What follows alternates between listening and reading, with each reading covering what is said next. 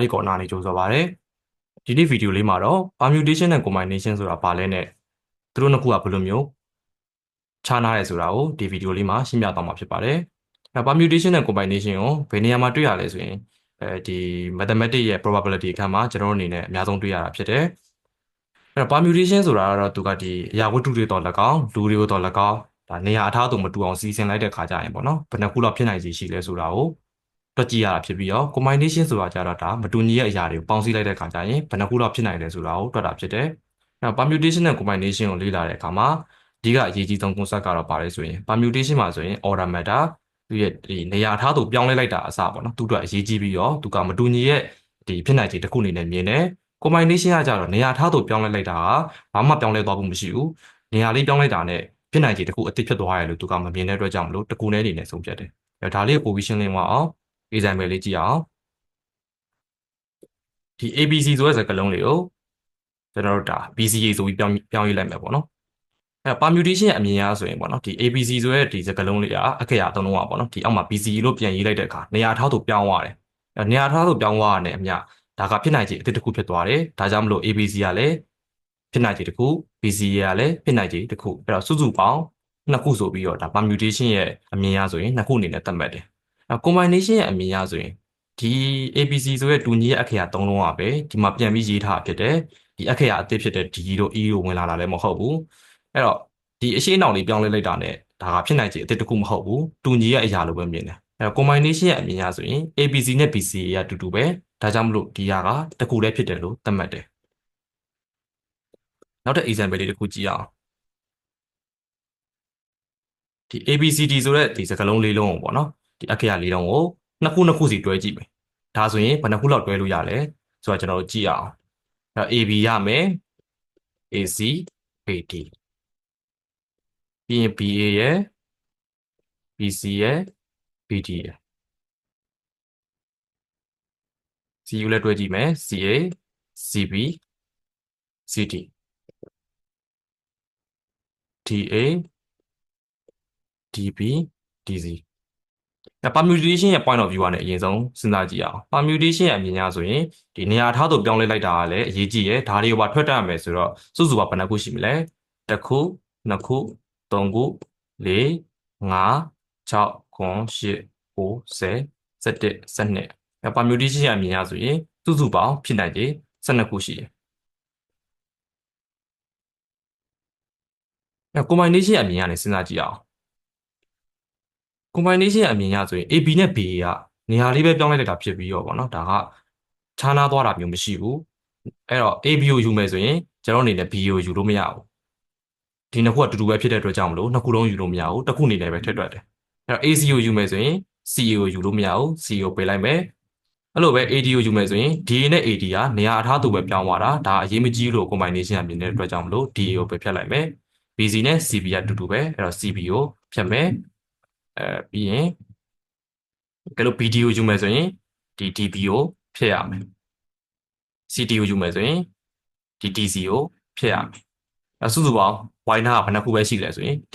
2 3 4 5 6ခုပဲရှိတယ်ပေါ့နော်combination အမြင်ရဆိုရင်ဒီအခရာတွေစီစဉ်တာက6ခုပဲဖြစ်နိုင်တယ်ဒီလိုမျိုးဒီအရာဝတ္ထုတွေကနည်းတဲ့ခါမှာပေါ့နော်ချပြီးတော့ကိုယ်တိုင်ရေးကြည့်လို့ရတယ်ဒါပေမဲ့အရာဝတ္ထုတွေအများများသွားတဲ့ခါကျရင်တော့ကျွန်တော်တို့ရေးဖို့မဖြစ်နိုင်တော့ဘူးပေါ့နော်အဲ့တော့ဘာသုံးရမလဲဆိုရင် formula တွေသုံးရမယ်အဲ့တော့ဒီနေရာမှာ permutation နဲ့ combination ရဲ့ formula ကိုရေးကြည့်အောင် permutation ရဲ့ formula ကိုအရင်ဆုံးပြောမယ် P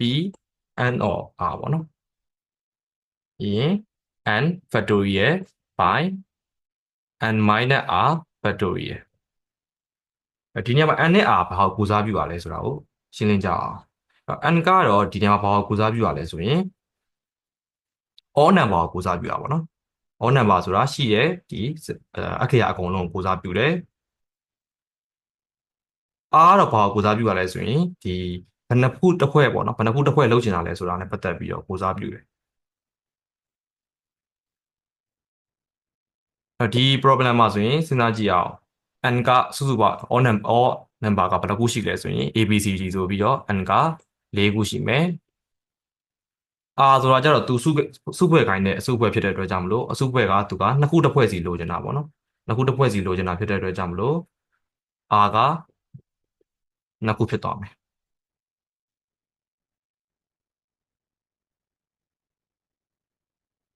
အဲ့တော့သူ့ရဲ့ဒီနေရာလေးမှာထည့်ကြည့်ရအောင်အဲ့နေရာမှာကျွန်တော်4ထည့်ကြည့်မယ်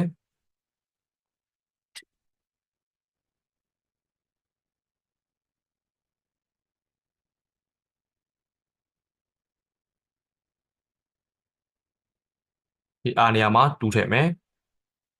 factory ရဲ့အဓိပ္ပာယ်ကဘာလဲဆိုရင်အခုလက်ရှိရှိနေတဲ့ကဏ္ဍကနေပြီးတော့ပေါ့နော်တစ်ထီကိုပြန်သွားပေးရတာဖြစ်တယ်အဲ့တော့ဒီ4ကနေပြီးတော့တစ်ထီကိုပြန်သွားမယ်4 3 2 1 4ရ2နှုတ်တော့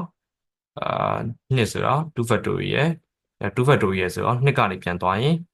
2 1 2 1ကကြောင့်ဒါခြေလို့ရတယ်4 3 4 12အဲ့ခုနကတော့ရေးကြည့်ခဲ့တဲ့အတိုင်းပဲပေါ့နော်ဒီ equation နဲ့တွက်လိုက်တဲ့အခါမှာလည်း permutation က12ရတယ်ခုနကကျွန်တော်ရည်ကြည့်ရပါလဲဆိုရင် combination က6ခုရတာပေါ့နော်တကယ်ပဲဒီ equation နဲ့တွက်ရင်ရော combination က6ခုရမလားဆိုတာတွက်ကြည့်မယ် combination ရဲ့ formula လေးကိုကြည့်အောင် combination formula permutation နဲ့တော်တော်ဆင်တယ်ဒါပေမဲ့သူက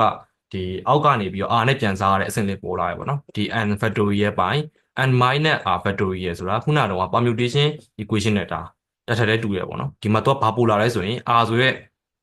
ဒီစီခိုင်းတဲ့ဒီအစီအစဉ်ဘယ်နှခုစီခိုင်းလဲဆိုတော့ r နဲ့ပြန်ပြီးတော့စားဖို့လိုတယ်အဲ့တော့ n နေရာမှာတူတူပဲ၄ခုထည့်မယ်4 minus 2 factorial ဒီတိကဒါ permutation equation နဲ့42ပဲပေါ့နော်ဘာပို့လာလဲဆိုရင် r နဲ့ပြန်စားပေးဖို့လိုတယ် r factorial နဲ့ပြန်စားပေးဖို့လိုတဲ့အတွက်2 factorial ရဲ့ထည့်လိုက်မယ်အဲ့တော့4 3 2 1 4ရ2နှုတ်တော့2 2 factorial ဆိုတော့2တည်ရေးလိုက်မယ်ပြီးရင်2 factorial ဆိုတော့2တည်ရေးလိုက်မယ်အဲ့ဒီဟာတွေကချီမယ်တစ်ကတာထည့်မတွက်လေးရပါတော့2နဲ့4 4 3နဲ့4 6အဲ့တော့ခုနကတော့ရည်ကြီးခဲ့တဲ့အတိုင်းပဲ6ခုပြန်ရတာကိုတွေ့ရတယ်ဒါဆိုရင် permutation နဲ့ combination ကို example လေးနဲ့တွက်ကြည့်ရအောင်ပထမဆုံးပုံစံမှာဆိုရင် how many different ways can the letters in the word CAD be arranged CAD ဆိုတဲ့ဒီပေါ့နော်အခရာ3လုံးကို arrange လုပ်ကြည့်မယ်မတူညီအောင်နေရာထားပြီးစီကြည့်မယ်ဆိုဘယ်နှခုလောက်ရမလဲဆိုတာသူမေးတယ်ပေါ့နော်ဒီနေရာမှာသူမေးတာကဒါဟိုနေရာထားသူပြောင်းလိုက်ရင်ဘယ်နှခုရမလဲဆိုတော့သူ့အတွက်ကဒါနေရာထားသူပြောင်းလဲလိုက်တာရေအကုန်လုံးကိုရည်တွက်စီခြင်းတဲ့သဘောတက်ရောက်တယ်ပေါ့နော်အဲ့တော့ဒီနေရာမှာကဒီနေရာထားသူပြောင်းလဲလိုက်တာကအရေးကြီးရဲ့ order က matter ပေါ့နော် order matter ဖြစ်တယ်ဆိုတော့ဒီပု္ပ္ပာက permutation နဲ့တွက်အဲ့တော့ကျွန်တော်တို့ဒါ permutation ဒီ equation လေးပြန်ရေးလိုက်မယ် n, r n factorial n minus r factorial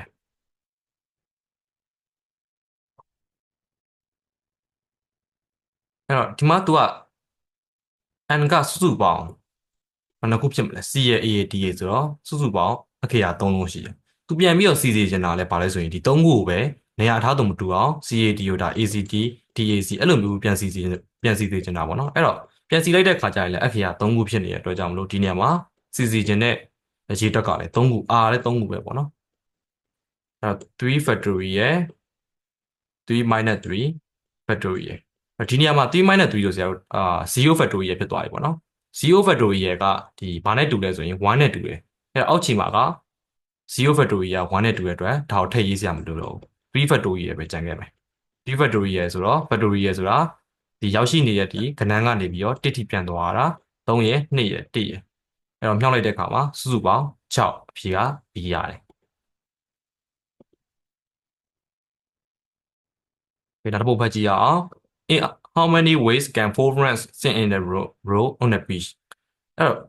တော့ဒီအလွယ်တစ်ခုမှတ်ချင်တော့ဗောနော်ဒီပြန်စုစုပေါင်းရှိရဲ့ဒီအရေးအတွက်ရယ်ပြန်စီခြင်းတဲ့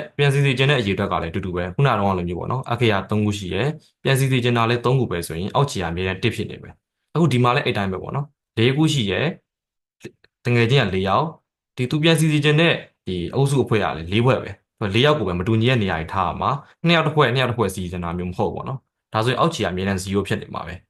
ဘာလေးပြောချင်တာလဲဆိုရင်ဒီမှာလည်း n က4 r က4ပဲ အောက်ခြေအဲ့လို VO 0ဖြစ်သွားမဲ့အဖို့တွေဆိုရင်ပေါ့နော်ဒီ n ကိုပဲဒီ factorial နဲ့ရေးလို့ရတယ်တနည်းအားဖြင့်ဘယ်လိုစဉ်းစားလို့ရတယ်ဆိုရင်ပေါ့နော်ဥပမာတကယ်ချင်း၄ယောက်ကထိုင်မှာပဲထားပါတော့အဲ့တော့ပထမအောင်ဆုံးနေရာမှာဆိုရင်၄ယောက်လုံးဖြစ်နိုင်တယ်ဒုတိယနေရာမှာဆိုရင်ပထမတစ်ယောက်ကထိုင်ပြီးွားရလို့သဘောထားမှာဖြစ်တဲ့အတွက်ကြောင့်မလို့ဒုတိယနေရာမှာရွေးချယ်စရာ၃ခုပဲရှိရတယ်အဲ့လိုပဲဒုတိယနေရာမှာတစ်ယောက်ထိုင်ပြီးွားရလို့တွေးပြီးွားရင်တတိယနေရာမှာဆိုရင်ရွေးချယ်စရာ2ခုပဲရှိတော့မယ်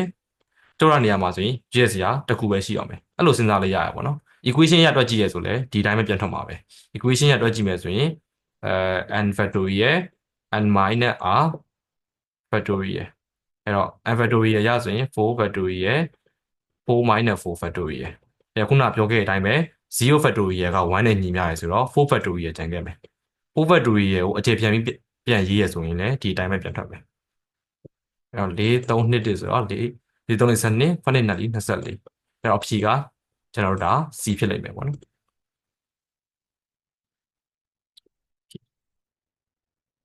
In how many ways can 3 people be selected and arranged in a line from a group of 5 people အဲ့တော့လူကစုစုပေါင်း9ယောက်ရှိမယ်စီ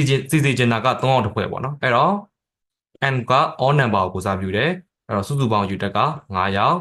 စီကျင်တဲ့ဒီအဖွဲ့ကကြတော့3ယောက်တစ်ဖွဲ့ဆိုတော့ r က3 permutation equation လေးရေးရအောင် b n, r equal to n factorial n minus r factorial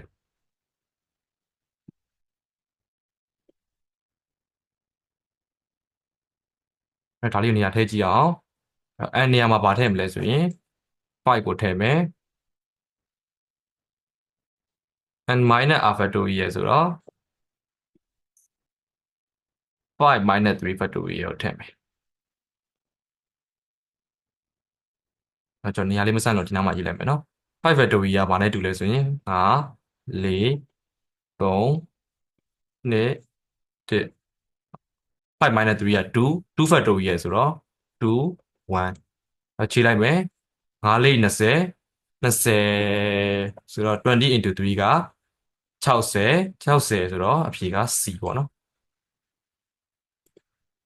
ဒီဖြေလေးမှန်လားတစ်ချက်ကြည့်အောင်60ဖြစ်တယ်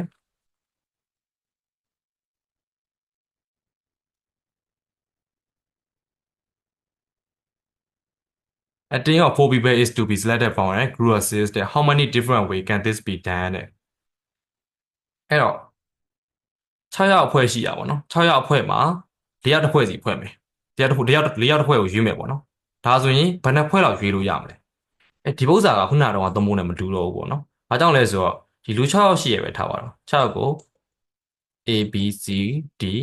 E F ဆိုပြီးနာမည်ပေးလိုက်မယ်ဒီ6ယောက်ရှိရတဲ့မှာသူက4ယောက်တစ်ဖွဲ့စီဖွဲ့ရပဲထားပါတော့ဒီ A B C D ဆိုရဲလူ4ယောက်ကိုဖွဲ့လိုက်တယ်အဲ့ဒီအဖွဲ့ကပေါ့နော်ဆရာတို့ဒါ BCAD ဆိုပြီးတော့လူနာမည်ကိုပြောင်းရေးလိုက်မယ်ဒါဆိုရင်လည်းဒီအဖွဲ့ကပြောင်းလဲသွားတာမဟုတ်ဒါတူညီအဖွဲ့ပဲသူကဒီဟာကိုထည့်ရစေချင်တာမဟုတ်ပဲနဲ့ different way ဆိုတော့ဒီနေရာမှာ ABCD လည်းဖွဲ့လို့ရတယ်လို့ ABCE ကိုလည်းထည့်လို့ရတယ်ABCF ကိုလည်းထည့်လို့ရမယ်ဒီလို combine လုပ်ရတဲ့ဟာတွေပေါ့နော်မတူညီတဲ့အရာတွေ combine လုပ်ပြီးတော့ဘယ်နှခုလောက်ဖြစ်နိုင်လဲဆိုတော့သူကသိကျင်တာဒီနေရာမှာ order က doesn't matter ဖြစ်သွားတယ်နေရာထားတော့ရေးမကြည့်တော့ဘူး ABCD ဆိုတဲ့လူတစ်ယောက်ကို BCAD ဆိုပြီးတော့နေရာပြောင်းလိုက်လေဒီအသင်းဖွဲ့ကြီးကပြောင်းလဲသွားတာမဟုတ်ဘူးလူကတူညီတဲ့လူတွေပဲပါတာပဲဒီလိုပုံစံရဆိုရင်ကျွန်တော်တို့အနေနဲ့ combination သုံးရမယ်C n, r combination ဆိုတော့ C ဆိုတဲ့လက္ခဏာကိုရေးလိုက်မယ်ဒီနေရာမှာ n ကစုစုပေါင်းက6ယောက်ရှိတာသူဖွဲ့စေချင်တာက4ယောက်တစ်ဖွဲ့ဆိုတော့ r equal to 4အဲ့တော့ combination ရဲ့ equation ရဆိုရင် n factorial n minus r factorial by r factorial r factorial နဲ့စားတာလေးကတော့ပို့လာမယ် r factorial နေရာမှာဘာထည့်ရမလဲဆိုတော့6 factorial 6 minus 4 factorial ပြီးရင်4 factorial နဲ့ပြန်စားရမယ်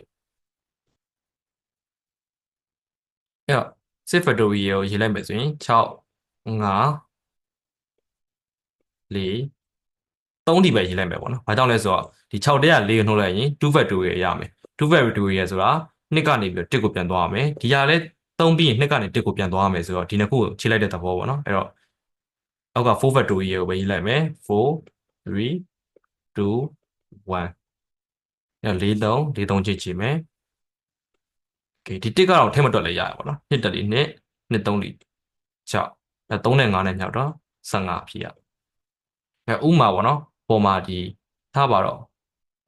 7 factorial ထားပါတော့7 minus 3 factorial ထားပါတော့ဒီလိုခါမျိုးဆိုရင်ပေါ့နော်7ကနေ1ဒီရေးရတဲ့စားရင်ပေါ့နော်7ကနေ1ဒီရေးရပဲထားပါတော့7 6 5 4 3 2 17 minus 3ဆို4 factorial ပေါ့နော်4 factorial ရတယ်အပြည့်ရေးရမယ်4 3 2 1ဒီနှစ်ခုကခြေလို့ရနေအဲ့တော့အရင်ဦးဆုံးပေါ့နော်ဒီလိုအောက်ပေါ်နဲ့အောက်နဲ့ကိုအရင်ဆုံးခြေလိုက်တာကောင်းတယ်7 factorial ကိုအပြည့်ရေးမယ်စား7 minus 3ကိုအရင်ဆုံးစဉ်းစားကြည့်လိုက်7 minus 3က4 factorial ဆိုတော့4ကနေ1ကိုသွားမယ်အပေါ်ကလည်းဆရာတို့ဒါ4ကနေ1ကိုသွားမယ်အပိုင်းရှိတယ်အဲ့ဒီနှစ်ပိုင်းကိုခြေလိုက်မယ်ဆိုရင်7 6 5ဒီပဲရေးဖို့လိုတော့တယ်ဘာကြောင့်လဲဆိုရင်ဆက်ပြီးရေးမယ်4 3 2 1နဲ့အောက်မှာဆက်ရေးမယ်4 3 2 1ကိုခြေလိုက်တဲ့သဘောတရားပေါ့နော်ဒီဒါတော့ပို့သွားကြည့်အောင်A fruit basket must contain 3 different fruits selected from a list of 5 available fruits. How many way can this selection be made? ဒီလို selection be made လို့ပါတယ်ဆိုရင်ဒါ combination ကိုပေးနေရပါတော့ဒါ arrange လုပ်ခိုင်းတာမဟုတ်ဒီအသီးက5မျိုးရှိရယ်3မျိုးကိုရွေးခိုင်းတယ်အဲ့တော့5မျိုးထဲမှာဘာတွေပါမလဲ apple ပါမယ် orange ပါမယ် strawberry ပါမယ်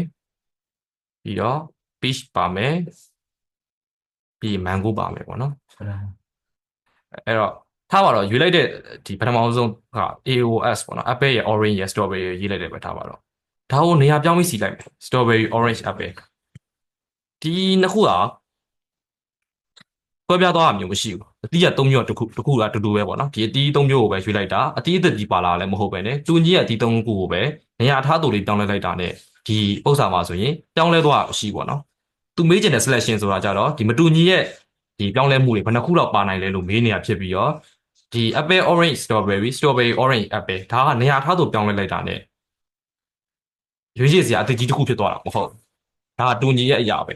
အဲ့တော့ဒီပို့စာမှာဆိုရင် combination နဲ့တွက်ရမယ် n ကစုစုပေါင်းက9 r က3အဲ့တော့ဒီပုံမှာတွက်လိုက်မယ်ပေါ့နော် c n, r equal to 5 factorial 5 minus 3 factorial 3 factorial ခုနကတော့လိုမျိုးပဲ9ကိုအဆုံးထိရေးမယ်စား5 minus 3က2 factorial ဆိုတော့2ကနေစပြီးခြေလို့ရတယ်အဲ့တော့3ထိပဲရေးလိုက်နောက်ကဟာကိုအပြည့်ရေးလိုက်မယ်ဒီ3 factorial ကို3 into 2 into 1ဖြစ်ပြောင်းလိုက်မယ်ဒီ1ကထည့်ထွက်စရာမလိုဘူး3နဲ့3နဲ့ချိန်မယ်2နဲ့4အဲ့တော့9နဲ့10ဆိုတော့ဖြေကဒီရလိမ့်မယ်ဒီမှာ10က b လို့ရေးထားတယ်မှာအောက်မှာ c ဖြစ်သွားတယ်ဒါလေးက typing error လေးဖြစ်လိမ့်မယ်ဒါဒီဖြစ်ရမယ်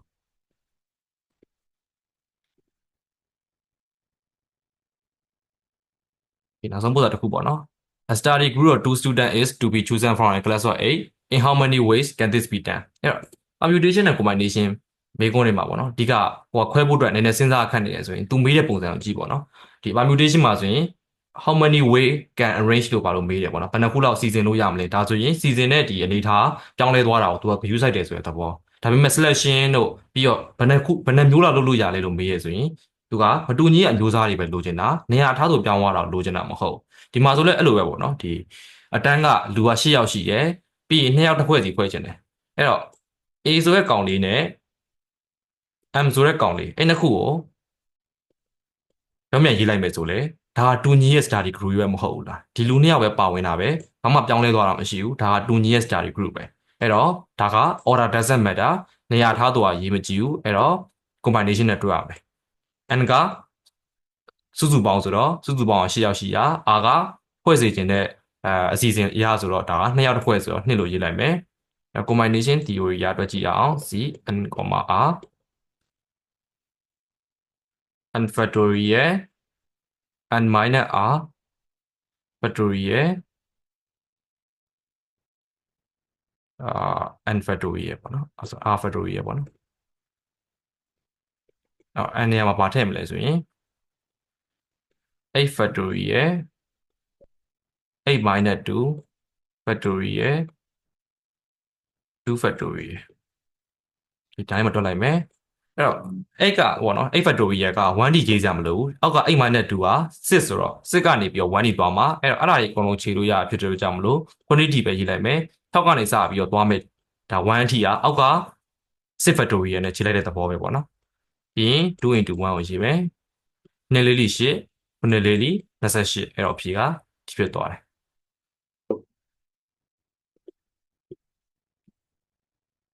ဒီနေ့ဗီဒီယိုမှာတော့ permutation နဲ့ combination ဆိုတာဘာလဲ permutation နဲ့ combination နဲ့ဘယ်လိုကွဲပြားလဲပြီးတော့သူတို့ရဲ့ equation တွေကဘယ်လိုပုံစံလဲပြီးတော့ဒီ example တွေဖြေရှင်းတဲ့အခါမှာဘယ်လိုစဉ်းစားလို့ရလဲဆိုတာကိုဒီနေ့ဗီဒီယိုမှာရှင်းပြလုပ်ခဲ့သွားတာဖြစ်ပါတယ်ဒီလိုမျိုးဗီဒီယိုတွေကိုမရတဲ့အပိုင်းတွေကိုကြည့်ချင်တယ်ဆိုရင်ဒီ group ထဲမှာပိုင်းခဲ့လို့ရပါတယ်ဒီလိုဗီဒီယိုလေးတွေလုပ်ပြီးတော့ပို့ပေးပါမယ်အားလုံးပဲ